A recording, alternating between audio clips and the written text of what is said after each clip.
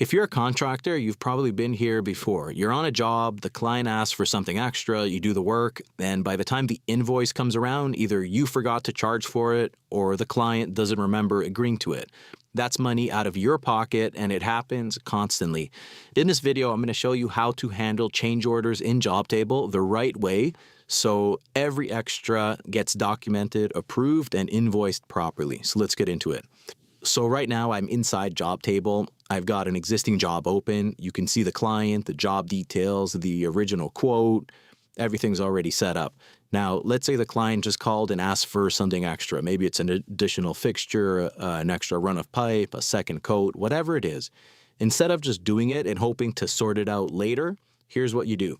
So inside the job, I'm going to create a new quote. Right now we have that original quote that's untouched. It's for $3,000. So now I'm going to create a new quote, and notice you can have multiple quotes under the same job. That's intentional. This new quote is specifically for the extra work. So I'm going to add a line item here. Let's just say, in this case, pot lights in bathroom for $1,000.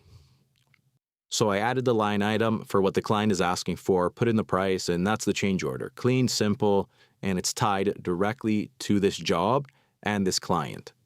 So now I'm going to send it to the client. They're going to get it the same way they received the original quote, by email or text with a link to review it. The reason you want to do this before you do the work is simple. You want approval in writing. No, I never agreed to that. No miscommunication. The client sees exactly what they're getting and what it costs. So now when the client opens it, they can review the extra and sign off on it. Once they approve, that change order is locked in. You've got a record of it. They've got a record of it. And everyone's on the same page. If for any reason you need to manually mark it as approved yourself, maybe the client confirmed verbally on site or over the phone, you can do that directly in Jobtable too, just like this. Now here's where it gets useful. Once the change order is approved, it doesn't just sit there as a separate document. It gets added to your job. Your contract amount updates to include the extra.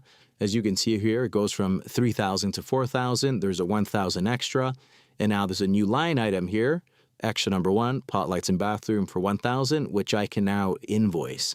So now when it's time to invoice, everything's already accounted for. The extra's in there. You're not scrambling to remember what you did or what you quoted. You just invoice the job and change order is already part of it. So that's how you make sure nothing falls through the cracks. Now, change orders are one of the biggest reasons contractors leave money on the table, not because they didn't do the work. They did. It's because there is no process. So this is the process. If you want to try this yourself, you can get started with Jobtable free at jobtable.com. No credit card needed.